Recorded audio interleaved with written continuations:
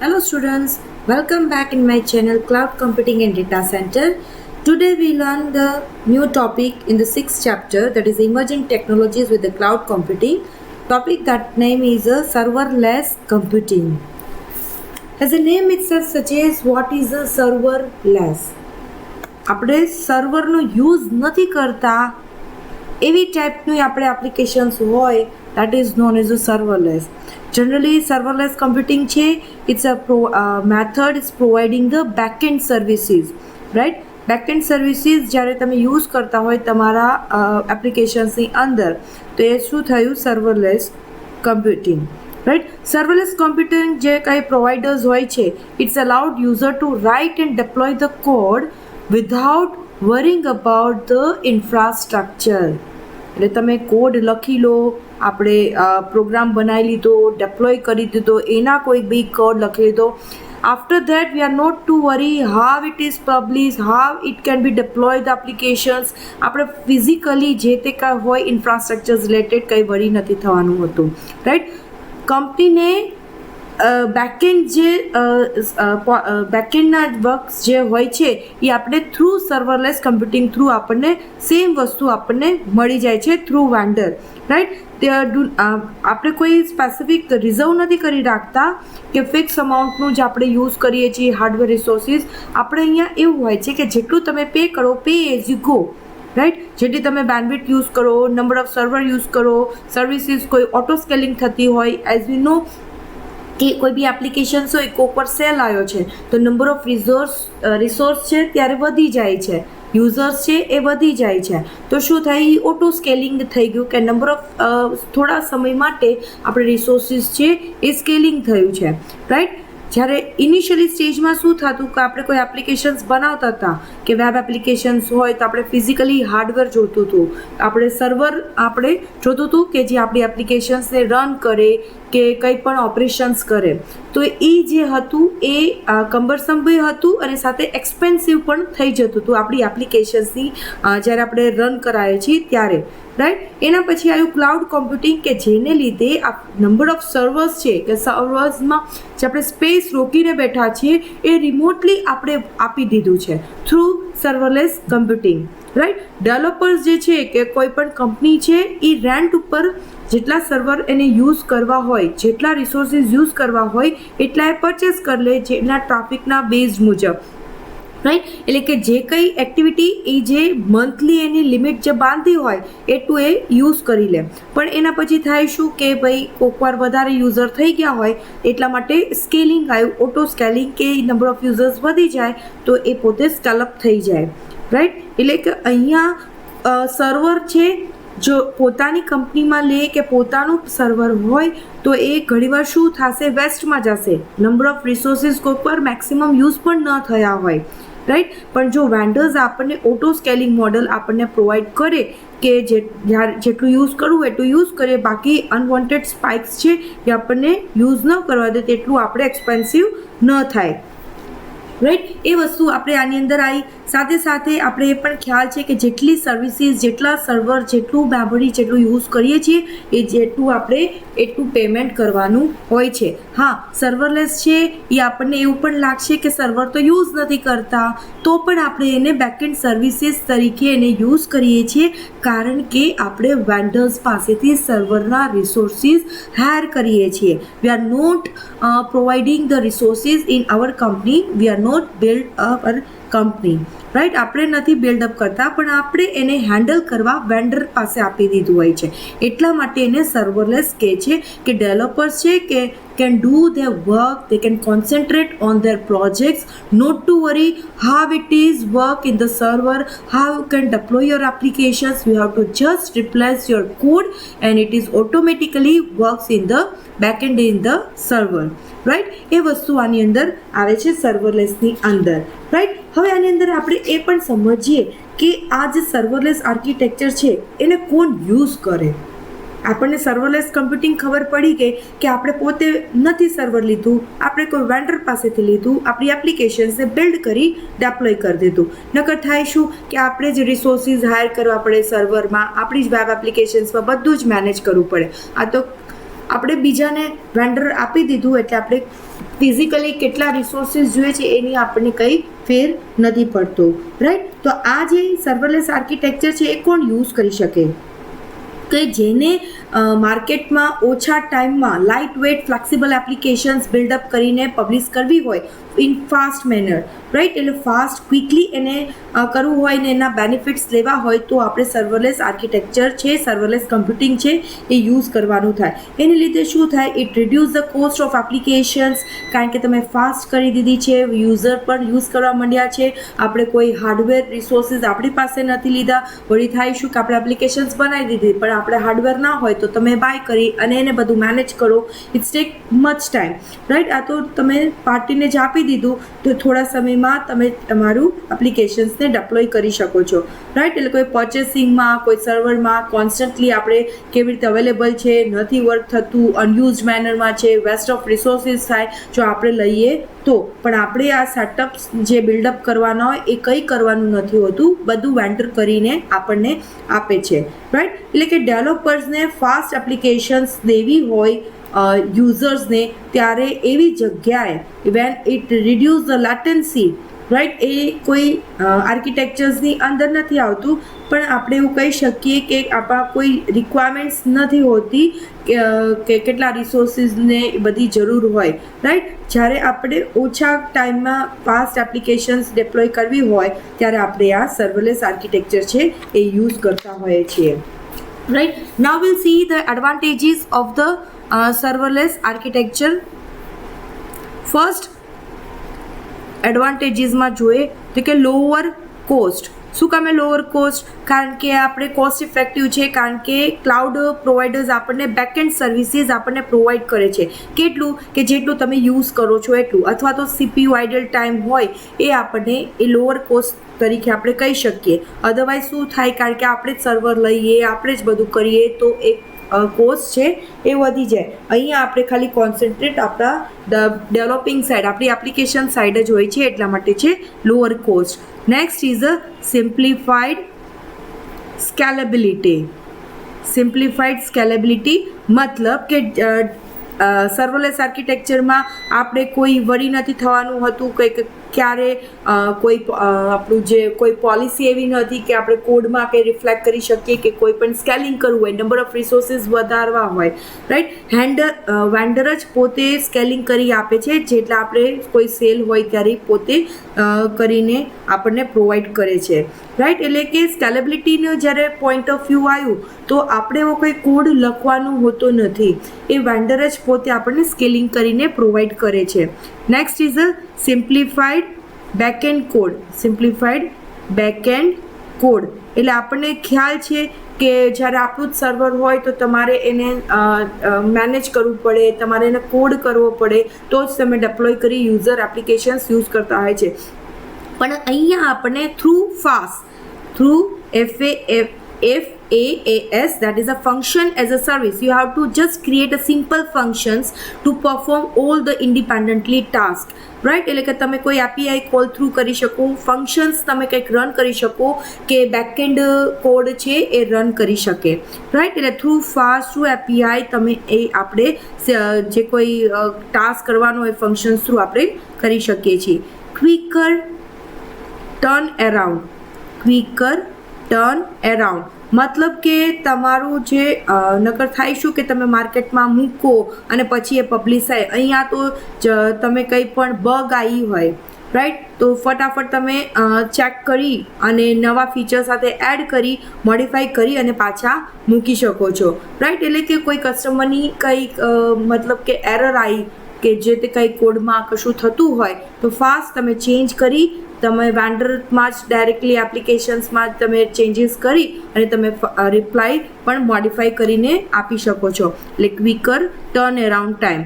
No server management is necessary. No server management, right. આપણે એમાં જોઈ શકીએ સર્વરલેસ છે એટલે કે એકચ્યુઅલી એ વર્ક કરે છે સર્વરની અંદર, પણ ડેવલપરને કોઈ સર્વર સાથે ડીલ નથી કરવાની હોતી કારણ કે સર્વર છે એ વેન્ડર પાસે હોય છે, એ બધું મેનેજ કરવાવાળા પણ વેન્ડર હોય છે. તો આપણે એવું પણ કહી શકીએ it's reduce the necessary investment in the DevOps. એટલે આપણી ડેવલપમેન્ટ ઓપરેશન્સ ટીમ્સ છે તો એમાં આપણું જે ટાઈમ છે એ ઘટી જાય છે, રાઈટ. લોઅર એક્સપેન્સમાં આપણે કામ કરી શકીએ છીએ. Developer free from to create and expand there applications, કારણ કે સર્વરની કેપેસિટી છે નથી એ ચેક કરવાનું નથી હોતું, તે એપ્લિકેશન્સ બનાવીને રાખી દે, કારણ કે વેન્ડર પાસે તો lots of storage capacity, lots of servers ને એ બધું હોય છે. સર્વર કેવી રીતે મેનેજ કરવું એ બધી વસ્તુ એને કરવાની નથી આવતી, એનો કોડ પણ એટલો કંઈ લખવાનો નથી આવતો, રાઈટ. એટલે કે નો સર્વર મેનેજમેન્ટ ઇઝ નેસેસરી. પછી આવે છે developers R only charge as they use, right, reducing the cost. એટલે ફોર એક્ઝામ્પલ આપણે જે પહેલેથી જ કહેતા આવીએ છીએ પે એઝ યુ ગો, એટલે કે આપણે કેમ કહીએ કે જેટલું તમે યુઝ કરો એટલું જ તમારે ચાર્જ કરવાનું થાય, રાઈટ. બેકએન્ડ ટૂલ કે બેકએન્ડ ફંક્શન્સ તમે જે સર્વરલેસ એપ્લિકેશન્સની અંદર યુઝ કરો છો તો ઓટોમેટિકલી સ્કેલઅપ જ્યારે થાય તો એટલું જ તમારે ડાયનેમિકલી પણ એટલું જ તમારે પે કરવાનું થાય છે, રાઈટ. એટલે કે કોઈક વાર એવું પણ થાય કે ડાઉન થયું થોડા સેકન્ડ્સ માટે તો પણ એ પ્રમાણે તમારું ચાર્જિસ છે એ બ્રેકઆઉટ થઈ જાય છે, રાઈટ. એટલે તમે જેટલું યુઝ કરો છો, જેટલી કેપેસિટી છે તમારા સર્વરની યુઝ કરવાની એટલું આપણે પે કરીએ છીએ, બાકીનું આપણે એન્ડ કરી દઈએ છીએ, બાકીનું આપણે નથી કરતા. બીજી વસ્તુ છે સર્વરલેસ આર્કિટેક્ચર આર ઇનહેરન્ટલી સ્કેલેબલ. એટલે એવું પણ આપણે કહી શકીએ કે આપણે જે સ્કેલિંગ કરીએ છીએ એ ગ્રો થાય અથવા તો એના જરૂરિયાત મુજબ એ યુઝ કરતું હોય તો એ આપણને ઓટોમેટિકલી સ્કેલઅપ થાય છે, રાઈટ. એટલે પણ આપણે એવું પણ કહી શકીએ કે કોઈ પણ ફંક્શન્સ કરતા હોય when it requires multiple instance, તો વેન્ડર એને સ્ટાર્ટ કરે, રન કરે અને જ્યારે પતી જાય ત્યારે એ જરૂરિયાત મુજબ ત્યારે પૂરું પણ થઈ જાય, રાઈટ. તો સર્વરલેસની અંદર શું થાય કે જ્યારે એ રિક્વેસ્ટ વધારે આવી તો એની જ રીતે સિંગલ રિક્વેસ્ટમાં જ એ બધું રન થવા માંડે છે, રાઈટ. એટલે કે અહીંયા કોઈ specific fix amount of server space જે છે એ આપણને કોઈક વાર સડન ઇન્ક્રીઝ થાય તો એને પણ સ્કેલેબલ થવું હોય તો ઇઝીલી એ થઈ શકે છે ખરા, રાઈટ. તો સર્વરલેસ. બીજી વસ્તુ આપણે આની અંદર એ પણ સમજીએ, that is a quick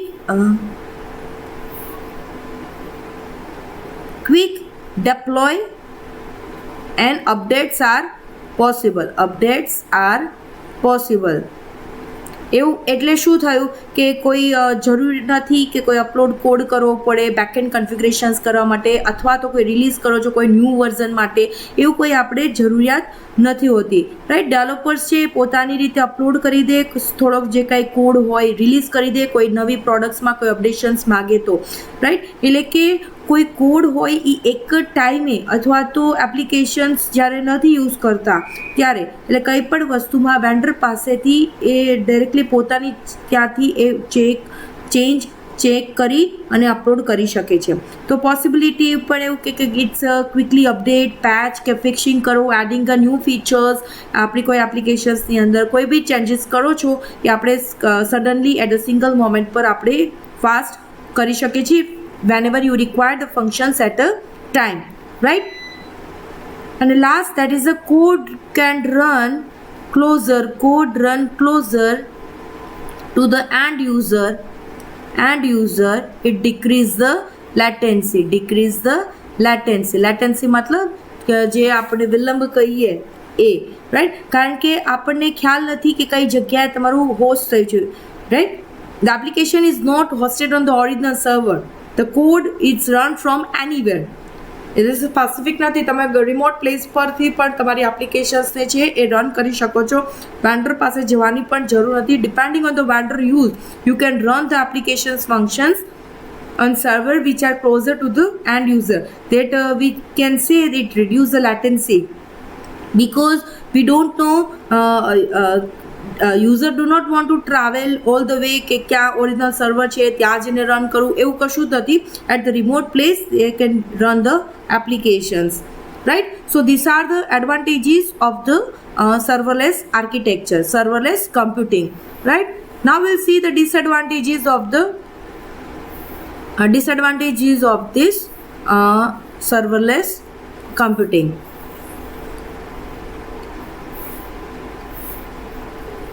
disadvantages શું છે કે first, that is testing and debugging.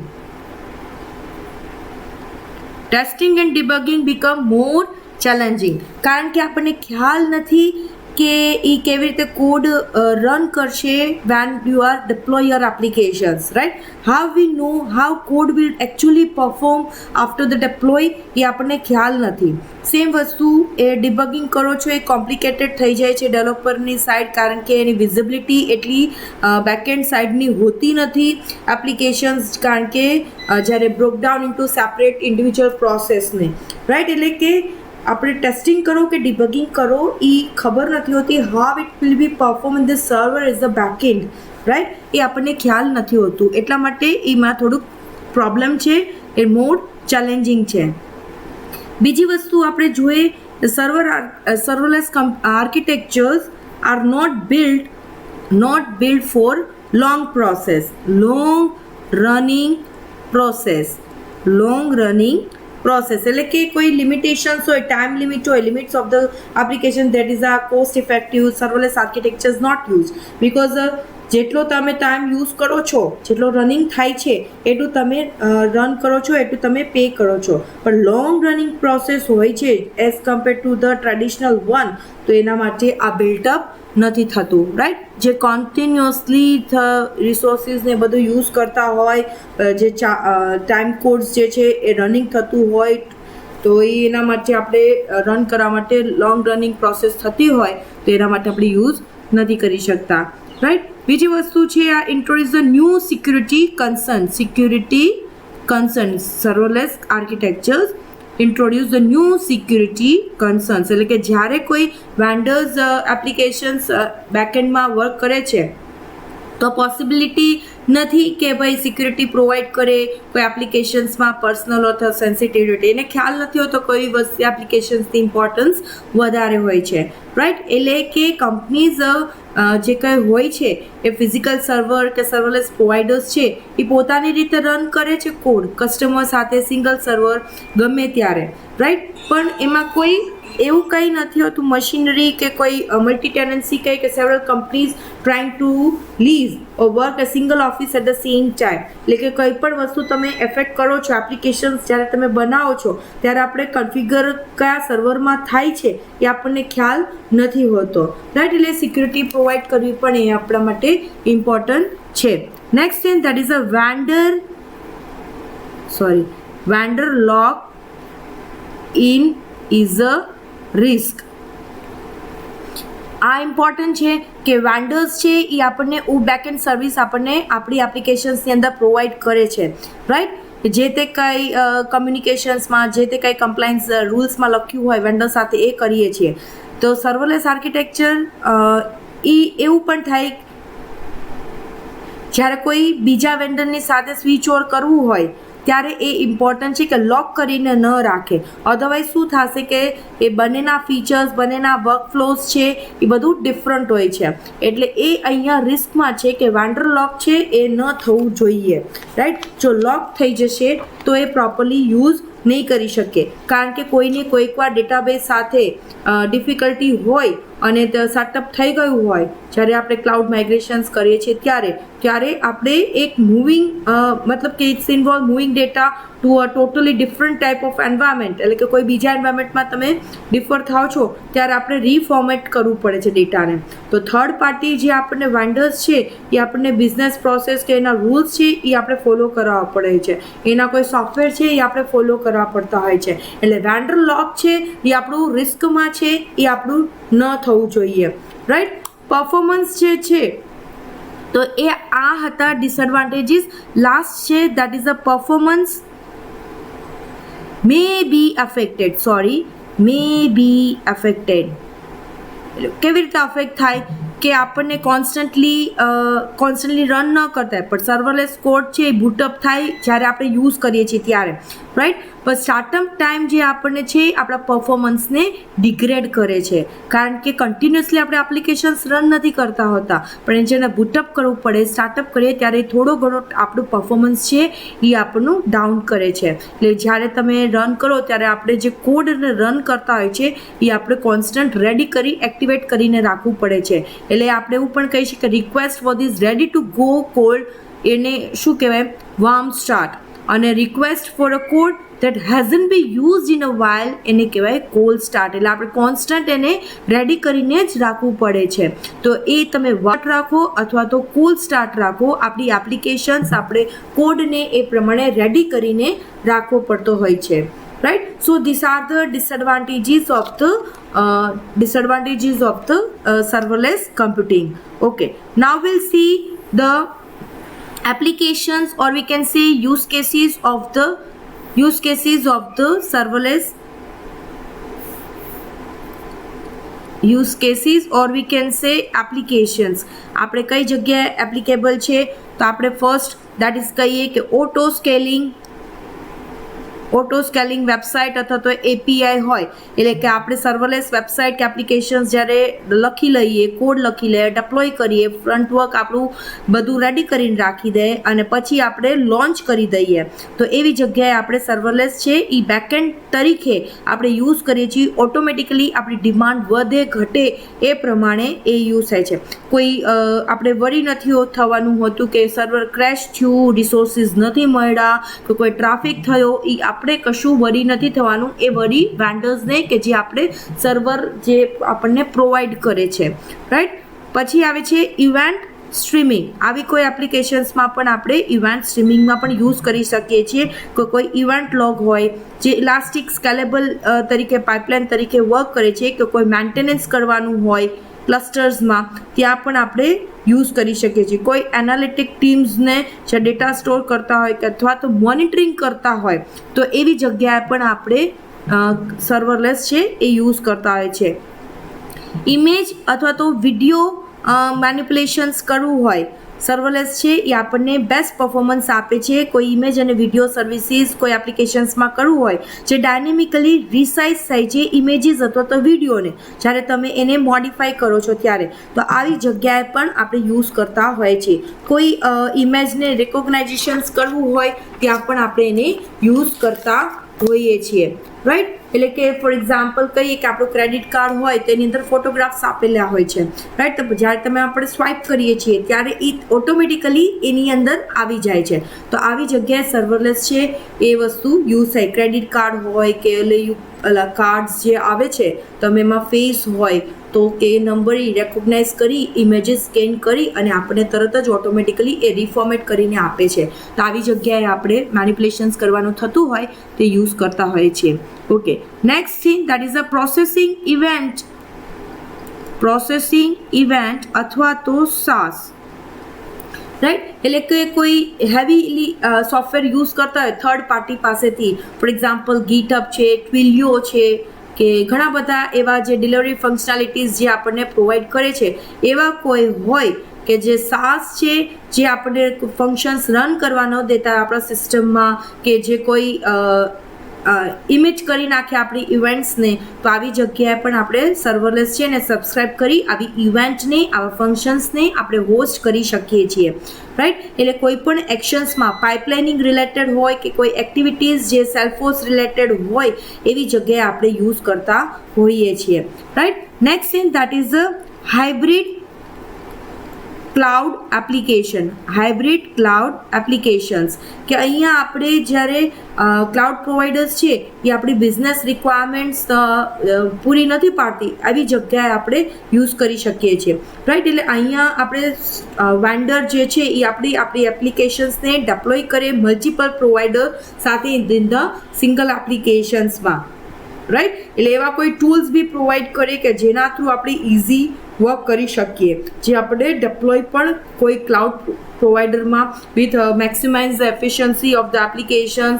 V are providing the utilisation of the cloud vendors which are the best, એ આપણી એપ્લિકેશન્સમાં કરી શકતા હોય એવી જગ્યાએ પણ આપણે કરી શકીએ છીએ. પછી છે multi language applications. Multi language એપ્લિકેશન્સની અંદર આપણી એપ્લિકેશન્સ બનાવી હોય, વિચ લેંગ્વેજમાં મતલબ કઈ લેંગ્વેજમાં આપણે એને યુઝ કરીએ. રાઈટ, એ વસ્તુ પણ ઇમ્પોર્ટન્ટ છે કે આપણે લેંગ્વેજ છે એ આપણે સૂટ નથી કરતી કે કઈ રીતે તમે પ્રોજેક્ટમાં કઈ લેવી, પણ આપણે એ વસ્તુ વિચારતા હોય છે કઈ બેસ્ટ છે જે યુઝર માટે, એ વસ્તુ આપણે વિચારતા હોય છે. કયા રિસોર્સમાં એ સપોર્ટ કરે છે એ નથી વિચારવાનું હોતું, રાઈટ. પણ યુઝર્સ માટે બેસ્ટ હોય કે જે ઓન હેન્ડ આપણે વર્ક કરી શકતા હોય તે વસ્તુ આની અંદર કરીએ છીએ. સર્વરલેસમાં એપ્લિકેશન્સ છે એ મલ્ટી લેંગ્વેજ છે કે કોઈ પણ એપ્લિકેશન્સમાં આપણે કંઈ પણ પ્લેટફોર્મ્સ છે એ પ્રોવાઈડ કરતા હોય છે. અને last that is a CICD, continuous integrations, continuous development is the most important.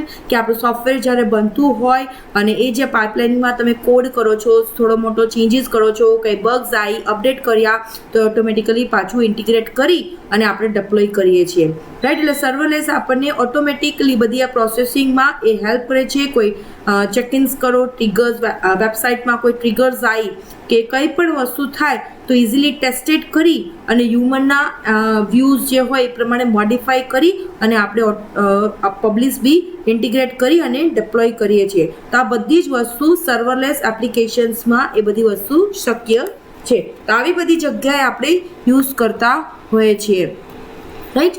So hope you understand this topic, that is a serverless computing. Simple ભાષામાં કહીએ, આપણે એપ્લિકેશન્સ બનાવીએ છીએ અને એ આપણે સર્વર લેવું નથી, આપણી એપ્લિકેશન બેસ્ટ બનવી જોઈએ, આપણે રિસોર્સ ખરીદવા નથી, આપણે કોઈ વેન્ડરને કીધું ભાઈ મને સર્વર આપો, મારા રિસોર્સિસ આપો, મને જે વર્ક કરવું છે હું વરી નથી થતી બેકએન્ડમાં મારે કેવી રીતે વર્ક કરવું સર્વર સાથે.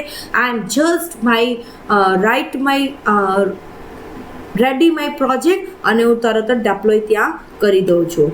Hope you understand serverless computing. Take care students, by.